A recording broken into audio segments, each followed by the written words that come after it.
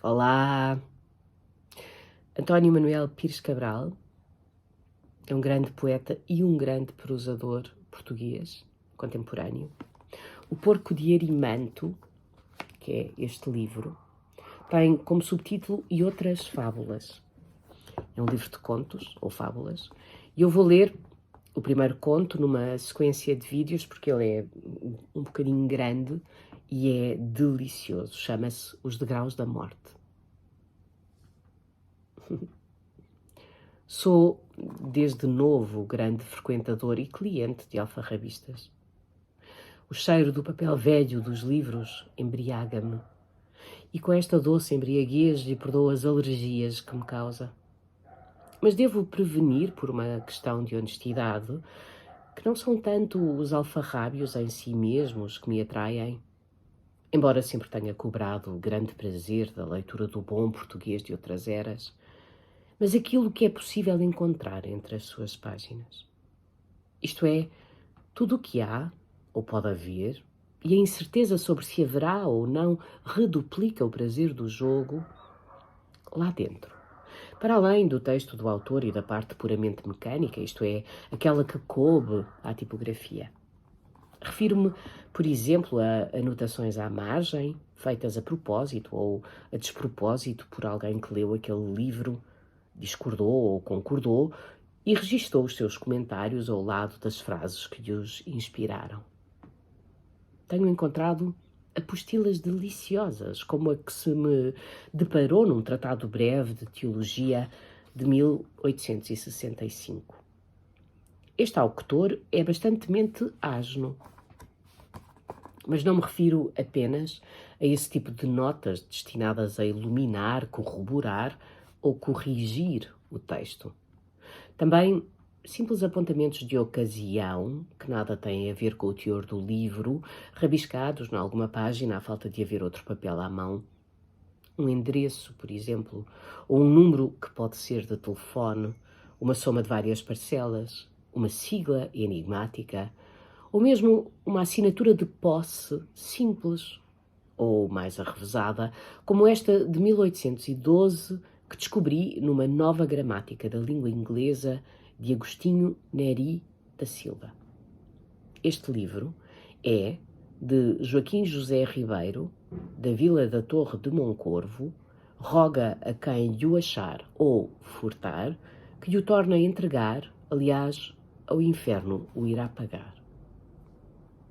É também, para mim, fonte de grande expectativa, poder encontrar perdidos entre as páginas dos velhos livros papéis de diversa ordem, fotografias, restos de flores, geralmente violetas, o mesmo é dizer, restos de paixões, bem como outros testemunhos menos convencionais, como alfinetes, ou então aqueles inconfundíveis pelos púbicos que encontrei certa vez numa vetusta imitação da vida e me fizeram imaginar que alguém, quem sabe se uma freira, na solidão da cela, com aquele livro na mão, deve ter vivido momentos de desejo intenso, acaso satisfeito pecaminosamente.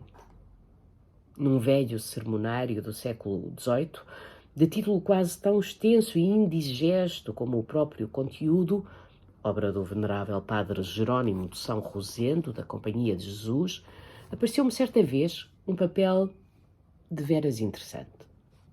Era uma folha de costaneira, dobrada em 4, há já tanto tempo que, quando a abri, se rasgou pelos vincos da dobra. Estava manuscrita num bastardinho muito regular, que inculcava a mão ilustrada, provavelmente a do próprio padre, que adquirira o livro e a pusera no frontispício, a tinta sépia, o seu nome, Padre Joaquim de Lima Catalão, e uma data, de certo a da aquisição, 6 de março de 1834. A folha continha o que me pareceu ser uma minuta, ou melhor, alguns tópicos desgarrados para um sermão. Lia de uma ponta à outra, com esta minha balda de voyeur insaciável.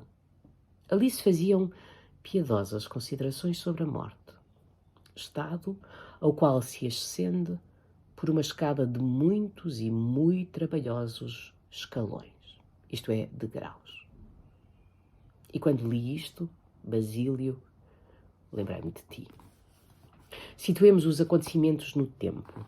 12 de janeiro de 1969. Acabas de levantar, na tipografia, as primeiras provas da edição amável que sempre te decidiste a fazer dos poemas do Louco e dispões-te a corrigi-las com os resíduos de visão que te restam, os óculos grossíssimos, assustados, de prazer sobre as folhas que seguras a 15 centímetros dos olhos, de outra forma não poderias ler, e mergulhas de cabeça no mel ensanguentado, na lâmina quente-fria de versos como estes. 70 cargueiros não transportam tanta dor, a dor vitrificada no silêncio das esferas agudas. Garanto-vos, o céu está superpovoado, é frio e não vem longe o dia da imigração maciça rumo a lugares mais quentes. Ou seja, o gênio do Louco que te cabe revelar ao mundo num grande boom, assim o esperas. Nunca antes tinhas visto provas tipográficas, são estas as primeiras, e ama-las como com os resíduos de amor que te restam, assim mesmo cheirando ainda a tinta gorda do prelo, sujas de insensatas dedadas de tipógrafo. E impacientas-te contra as gralhas que sobrevoam, pousam, besuntam de guano, debicam o texto digno de melhores bicos. Gralhas suezes, pirrocórax, em poemas que parecem falar de outras aves mais nobres, ainda que as não nomeiem. Aves mais nobres e rapaces, águias de Bonel e milhafres, falcões, coisas assim, aves heráldicas e ríspidas. Treme a asa, não de misericórdia, treme de fome de justiça, treme o membro dotado de estratégia de sangue. Há um rumor de voo picado sobre a presa a milhares de pulsações num único minuto. Estás no teu quarto, sentado à secretária, onde tu próprio escreveste alguns poemas. Oh, nada disto que agora lês, nada desta força cósmica e desta gloriosa insensatez, e forças a esperança com os resíduos de força que te restam. Os jornais e revistas da especialidade hão de falar de acontecimento editorial do ano. E serás tu, pobre poeta menor, que estarás então no olho do furacão, darás entrevistas, serás admirado. Apetece perguntar como mantens o fogo apesar de tudo? Responderias, eu sei que há algures uma brasa oculta que guarda latente no seu interior o princípio do fogo, brasa de que fias com os resíduos de fé que te restam a tua redenção. Assim responderias, eu sei, os costumados polos das nossas discussões de algum dia, que não repetirei aqui, porque antes me apetece recordar. E assim, a vida corria, Basílio. A vida corria. Isto é, a vida correria.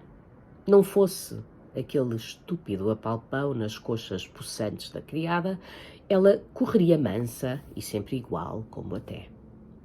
Repara, nem sequer estarias agora indisposto contra um tipógrafo inocente, ilustrado de menos para poder cortar a eito na caligrafia caprichosa do Louco, muito menos nas suas sinuosidades interiores. Sim, a vida correria, insípida talvez nos seus sabores quotidianos, mas doce e meiga e nunca diferente, a paz antecipada do caixão. Mas tentou-te a coxa da criada. Impulso mais absurdo, pois não tinhas, ao alcance da mão, Basílio, 2 quarteirões mais adiante, o busto contente de Maria Clara todas as noites até às 10, hora do recolhimento e do boa noite formal, e, nos dias de os pais irem ao cinema, depois de vendares com uma nota de 50 os olhos malévolos do mano Carlinhos, vigilante venal, até um pouco mais do que o busto. Precisavas de trincar outra maçã? Que a amarela cobiça te tentou nas coxas da Emília? De resto, a criada menos apetecível de quantas a Dona Dulce tivera ao seu serviço. E a Dona Dulce tinha dedo para escolher camafeus, se tinha. Lembras-te bem? Viúva precoce, por necessidade e vocação, vira-se forçada a receber hóspedes na sua casinha de 3 andares da rua Fernandes Tomás. Mas a memória impoluta do defunto Elias, grande rezador e frequentador de cursos de cristandade, memória nunca assaz, carpida, presidia a cada momento vivido naquela casa. Dona Dulce envelhecera recebendo hóspedes, gente solitária e tantas vezes, sabe Deus, precisava de uma atenção extra de uma criada. Não era o teu caso, que tinhas a Maria Clara para as precisões ligeiras de cada dia e frequentavas mensalmente uma casa na Rua Escura para as precisões mais severas. Mas a patroa ufanava-se de que a sua casa era de respeito, jamais tolerara atrevimentos e, conhecedora dos ardis com que Satanás acomete as virtudes, contra eles se precavia. Como? Escolhendo sabiamente as empregadas.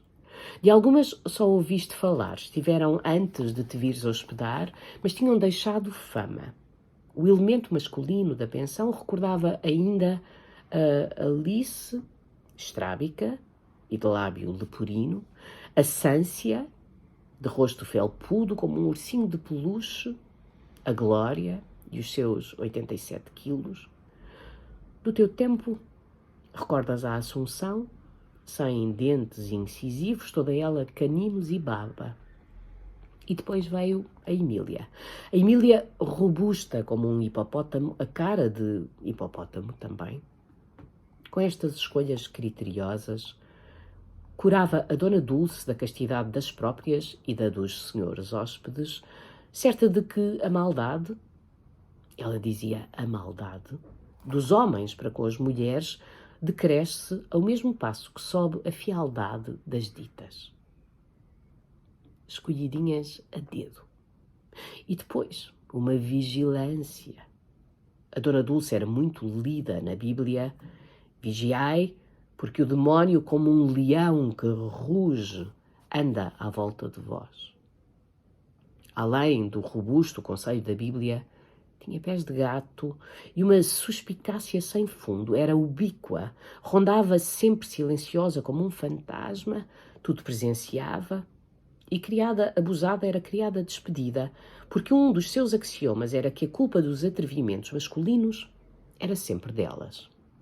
A Emília, causadora involuntária da tua perdição, viera tomar o lugar da Assunção, uma pobre rapariga de tarouca que foi despedida quando a Dona Dulce surpreendeu o Sr. Salles a tentar violá-la, indiferente ao resfolgar desdentado dela, resfolgar que parecia de aflição, mas afinal se veio a apurar por ulteriores e insuspeitos testemunhos que resfolgava sempre que se encontrava naquelas situações, devia, pois, ser de gozo e não de resistência ou súplica, de modo que aquilo, assim, nem se podia chamar bem uma violação. Lembras-te? Chamaste porco na altura ao Salles e andastes de relações frias durante uma semana. Dão vontade de rir os teus escrúpulos de então. Não passavam de hipocrisia, como depois se provou com a Emília. Logo a Emília que, francamente, Basílio, só com doses cavalares de afrodisíacos. Até amanhã.